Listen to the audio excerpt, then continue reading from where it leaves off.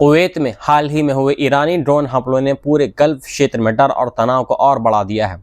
इन हमलों में कुवैत के 2 बड़े बिजली और पानी के डिसैलिनेशन प्लांट को गंभीर नुकसान पहुंचा है, जिसके कारण बिजली उत्पादन की 2 यूनिट बंद हो गई हैं और कई जगह आग लग गई है। शुवेख ऑयल सेक्टर कॉम्प्लेक्स में भी आग भड़क उठी है और सरकारी इमारतों को भारी नुकसान हुआ है। हालांकि राहत की बात यह रही कि इन हमलों में कोई जानहानि नहीं हुई है, लेकिन सबसे बड़ी चिंता यह है कि कुवैत जैसे देशों में लगभग 90% पीने का पानी उन डिसैलिनेशन प्लांट से आता है, यानी यह हमला सीधे आम लोगों की ज़िंदगी पर असर डाल रहा है। ये हमले सिर्फ कुवैत तक सीमित नहीं रहे हैं, बल्कि हम सभी जानते हैं ये हमले बहरीन में बैबको एनर्जीज के तेल टैंक पर ड्रोन हमले हुए हैं, जिससे आग लग गई है और कई पेट्रोकेमिकल यूनिट्स इससे प्रभावित हुए हैं। वहीं अबू धाबी में बर्ग पेट्रोकेमिकल प्लांट में भी आग लग गई है, जो एयर डिफेंस द्वारा रोके गए हमलों के मलबे की वजह से हुआ। सऊदी अरब ने भी मिसाइलों को हवा में ही इंटरसेप्ट कर दिया गया है। इन घटनाओं के बीच ईरान का दावा यह है कि वे केवल अमेरिकी और सैन्य ठिकानों को निशाना बना रहा है, लेकिन ज़मीनी हकीकत ये रही है कि सिविलियन इंफ्रास्ट्रक्चर जैसे पानी, बिजली और तेल सुविधाएं भी लगातार निशाने पर हैं। गल्फ देशों ने अब तक काफ़ी संयम दिखाया है, लेकिन अब साफ कहा जा रहा है कि सब्र की भी एक हद होती है। गल्फ कोऑपरेशन काउंसिल के देश लगातार डी-एस्केलेशन और बातचीत की बात कर रहे हैं, लेकिन साथ ये भी संकेत दे रहे हैं कि अगर हमले ऐसे ही जारी रहे तो उनका रुख बदल सकता है। इस पूरे संकट के बीच डोनाल्ड ट्रंप और बेंजामिन नेतन्याहू की ओर से ईरान के खिलाफ हमले बढ़ाने की चेतावनियां स्थिति को और ज़्यादा खतरनाक बना रही हैं। अगर ऐसा होता रहा तो ईरान पूरे गल्फ क्षेत्र में और बड़े हमले कर सकता है, जिससे तेल सप्लाई, पानी और बिजली व्यवस्था पूरी तरह प्रभावित हो सकती है और ये जंग पूरे मिडल ईस्ट में फैल सकती है। अब ये सिर्फ एक सैन्य टकराव नहीं, बल्कि पूरे क्षेत्र की सुरक्षा और आम लोगों की ज़िंदगी से जुड़ा बड़ा संकट बन चुका है। ओमान ने ईरान के साथ डिप्टी फॉरेन मिनिस्टर स्तर की अहम बैठक की है, जिसमें स्ट्रेट ऑफ हार्मोज से जहाज़ों की सुरक्षित आवाजाही सुनिश्चित करने के विकल्पों पर चर्चा हुई है। ओमान के विदेश मंत्रालय के मुताबिक ये बैठक दोनों देशों के अंडर सेक्रेटरी स्तर पर हुई है, जिसमें जानकारों ने कई प्रस्ताव और योजनाएं पेश की हैं, जिन पर आगे विचार किया जा रहा है। इस बीच रिपोर्ट्स के अनुसार ओमान के 3 जहाज, जिनमें 2 बड़े ऑयल सुपर टैंकर और एक LNG कैरियर शामिल है, असामान्य रूप से ओमानी तट के पास से गुजरते देखे गए हैं, जो ईरान के तय किए गए कॉरिडोर से बाहर थे, जिससे क्षेत्र में बढ़ती अस्थिरता का संकेत मिलता है। ये घटनाक्रम ऐसे समय में सामने आया है जब ईरान पहले ही स्ट्रेट ऑफ हार्मोज में जहाज़ों की आवाजाही पर कड़ी पाबंदी लगा चुका है, जो दुनिया के लगभग 20% तेल सप्लाई का अहम रास्ता है, और इस पर असर बढ़ते ही ग्लोबल मार्केट में उथल पुथल बढ़ गई है। बताया जा रहा है कि करीब 3000 जहाज इस रूट पर फंसे हुए हैं। हालांकि कुछ देशों जैसे पाकिस्तान, फ्रांस और तुर्की से जुड़े जहाज़ों को सीमित अनुमति दी गई है।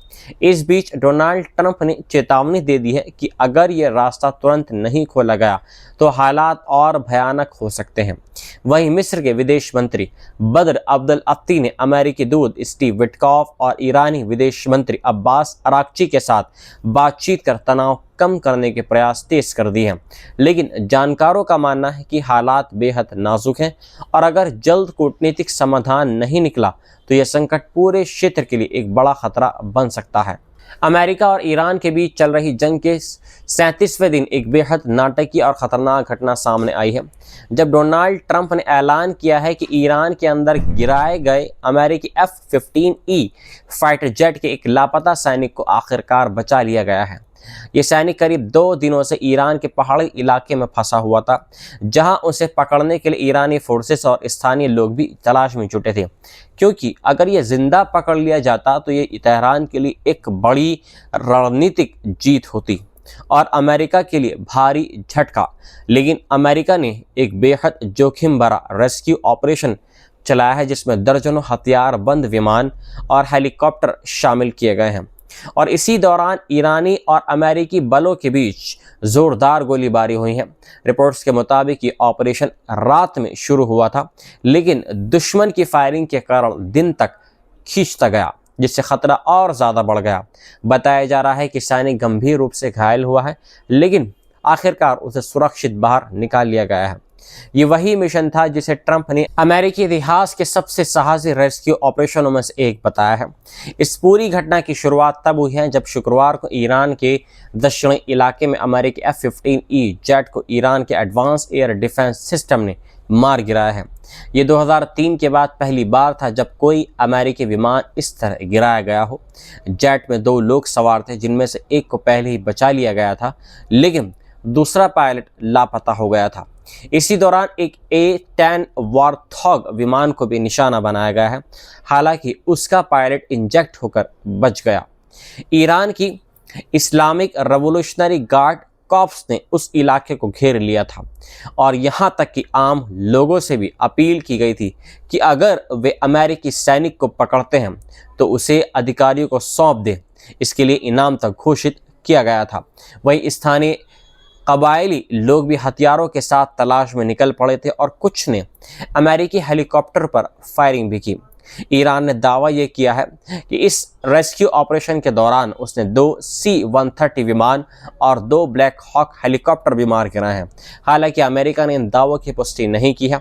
इस पूरी घटना ने यह साफ कर दिया है कि जंग अब बेहद खतरनाक स्तर पर पहुंच चुकी है, जहां दुश्मन के इलाके में जाकर सैनिकों को निकालना और सीधी मुठभेड़ करना आम बात बनती जा रही है। और अगर हालात ऐसे ही बिगड़ते रहे तो ये टकराव पूरे मिडल ईस्ट को अपनी झपेट में ले सकता है। डोनाल्ड ट्रंप ने खुली धमकी देते हुए कहा है कि अगर ईरान सोमवार तक स्ट्रेट ऑफ हार्मोज को नहीं खोलता है तो अमेरिका ईरान के अंदर पुलों और बिजली घरों जैसे सिविलियन इंफ्रास्ट्रक्चर पर बड़े हमले करेगा। ट्रंप ने सोशल मीडिया पर बेहद सख्त और आपत्तिजनक भाषा में पोस्ट करते हुए कहा है कि मंगलवार को पावर प्लांट और ब्रिज डे होगा, यानी एक साथ बड़े स्तर पर हमले किए जाएंगे। उन्होंने साफ कहा कि अगर स्ट्रेट ऑफ हार्मोज नहीं खोला गया तो ईरान को नरक जैसा हाल झेलना पड़ेगा।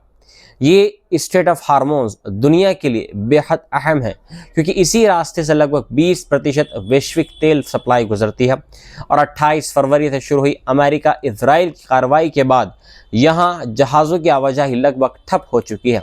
ट्रंप ने इससे पहले भी ईरान को 10 दिन की डेडलाइन दी थी, जिसे अब अंतिम चेतावनी के रूप में देखा जा रहा है। हालांकि ट्रंप का ये भी दावा है कि ईरान अमेरिका के साथ बातचीत कर रहा है और डील हो सकती है, लेकिन दूसरी तरफ ईरान साफ बोल चुका है कि वे झुकने वाला नहीं है और अगर ऐसे इंफ्रास्ट्रक्चर को निशाना बनाया गया तो वे पूरे क्षेत्र में हमले और तेज करेगा। इस बीच अमेरिकी सुरक्षा मंत्री और रक्षा मंत्री पीट हेक्सेट ने भी धमकी दी है कि अगर जरूरत पड़ी तो ईरान को स्टोन एज में भेज दिया जाएगा। गौरतलब है कि इस जंग के दौरान पहले ही पुल, स्कूल, अस्पताल और यूनिवर्सिटी जैसे सिविलियन ठिकानों पर हमले हो चुके हैं और कई जानकारों ने चेतावनी दे दी है कि ऐसे हमले अंतर्राष्ट्रीय कानून के तहत वॉर क्राइम माने जा सकते हैं। इस पूरे घटनाक्रम के बीच ट्रंप ने यह भी बताया है कि हाल ही में ईरान में गिराए गए F-15E जेट के घायल अमेरिकी सैनिक को एक बेहद खतरनाक ऑपरेशन में बचा लिया गया है, जिससे अमेरिका को एक बड़ी राहत मिली है। लेकिन हालात अभी भी बेहद तनावपूर्ण हैं और अगर डेडलाइन तक कोई समझौता नहीं हुआ तो मिडल ईस्ट में तबाही का एक और बड़ा दौर शुरू हो सकता है। अमेरिका ने एक और बड़ा और विवादित कदम उठाते हुए क़ासिम सुलेमानी के परिवार से जुड़ी बताई जा रही 2 महिलाओं की स्थायी नागरिकता यानी ग्रीन कार्ड रद्द कर दिए हैं और उन्हें हिरासत में ले लिया गया है। अमेरिकी विदेश विभाग के मुताबिक सुलेमानी की भांजी हमीदे सुलेमानी अफशार और उनकी बेटी को शुक्रवार रात गिरफ्तार कर लिया गया और अब उन्हें इमिग्रेशन एंड कस्टम्स इन्फोर्समेंट के तहत रखा गया है ताकि उन्हें देश से बाहर भेजा जा सके। अमेरिका का दावा है कि अफशार ईरानी शासन के खुलकर समर्थक रही हैं और ऐसे लोगों को देश में रहने की इजाज़त नहीं दी जाएगी। डोनाल्ड ट्रंप प्रशासन ने साफ कहा है कि अमेरिका आतंकी शासन का समर्थन करने वालों को अपने देश में जगह नहीं देगा। हालांकि इस दावे को सुलेमानी की बेटी ज़ैनब सुलेमानी ने पूरी तरीके से खारिज करते हुए कहा है कि गिरफ्तारी की गई महिलाओं का उनके परिवार से कोई संबंध नहीं है और ये आरोप बिल्कुल गलत है। ये मामला अब अमेरिका में फ्री स्पीच और व्यक्तिगत अधिकारों को लेकर बड़ी बहस छिड़ रहा है, क्योंकि सवाल उठ रहा है कि क्या सिर्फ रिश्तेदारी या कथित विचारों के आधार पर किसी को सज़ा दी जा सकती है।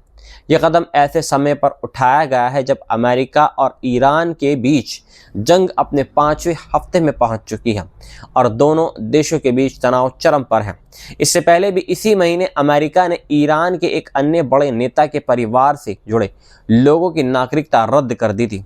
मार्को रूबियो ने खुद सोशल मीडिया पर इस कार्रवाई की जिम्मेदारी लेते हुए कहा है कि उन्होंने अफशार और उनकी बेटी की लीगल स्टेटस खत्म कर दिया है, क्योंकि वे अमेरिका विरोधी बयानों का समर्थन कर रही थी।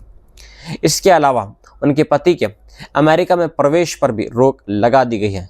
ये फैसला अमेरिका में कुछ राजनीतिक और सोशल मीडिया समूह के दबाव के बाद आया है, जहां कई लोगों ने उन परिवारों को देश से निकालने की मांग की थी। अब ये मामला सिर्फ इमिग्रेशन का नहीं, बल्कि अंतर्राष्ट्रीय राजनीति और मानवाधिकारों के टकराव का एक बड़ा उदाहरण बनता जा रहा है।